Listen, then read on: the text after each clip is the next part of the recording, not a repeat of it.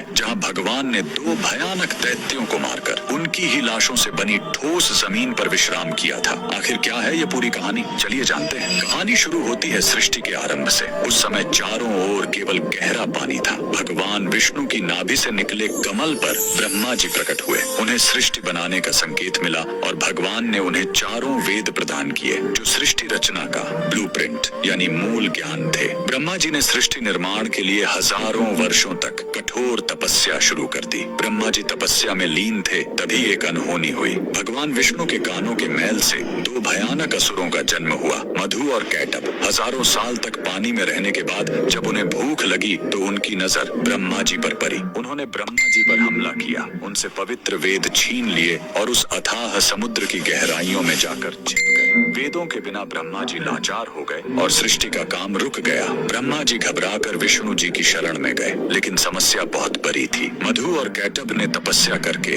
देवी महाशक्ति से इच्छा मृत्यु का वरदान पा लिया था, यानी वे अपनी मर्जी के बिना मर नहीं सकते थे। तब वेदों को वापस लाने के लिए विष्णु जी ने हयग्रीव अवतार लिया। उन्होंने घोड़े का सिर इसलिए चुना ताकि उसकी तीक्ष्ण बुद्धि और सूंघने की शक्ति से वे समुद्र के उस घने अंधेरे में भी वेदों को खोज सके। भगवान हयग्रीव पानी के भीतर गए और असुरों से हजारों साल तक युद्ध किया, लेकिन वरदान के ने अपनी माया से उन्हें मोहित किया और पूछा कि तुम्हारी मृत्यु कैसे होगी। असुरों ने अहंकार में शर्त रखी, हमें वहाँ मारो जहाँ पानी न हो, एकदम सूखी जगह। पूरी दुनिया में तो पानी ही पानी था। तब भगवान ने अपना विराट रूप धारण किया, अपनी विशाल जांघों को पानी से ऊपर उठाया और कहा, मेरी जांघें सूखी हैं, और वहीं उन दोनों का वध कर दिया। मरने के बाद उन विशालकाय दैत्यों के शरीर से जो भारी मेद यानी चर्बी निकली वो जम गई और उसी से यह ठोस धरती बनी। इसीलिए पृथ्वी को मेदिनी कहते हैं। युद्ध के बाद थके हुए भगवान हयग्रीव ने इसी नई बनी जमीन पर असम के मणिकूट पर्वत पर विश्राम किया। उन्होंने वेद ब्रह्मा जी को लौटाए